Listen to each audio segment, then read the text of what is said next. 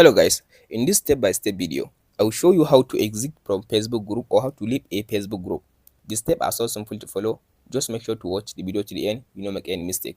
First of all, go and open your Facebook. After you open your Facebook, all you have to do now, tap on this menu at the top right side. Under this menu, go to this group section, groups.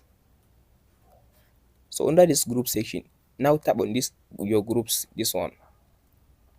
Under this your groups, as you can see now here are all are the groups that I am currently joined in. So now if I want to leave a group, all you have to do now, go and select the group that you want to just leave. So for me, I want to leave this group.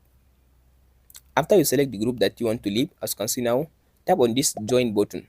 As you can see now, this is join button, so tap on it. Under this join button, now tap on this last option which says, as you can see, this last option which says leave group, this one. Tap on this leave again. So as you can see now I left the group. So now as you can see now, just all you have to do now, tap on this close button.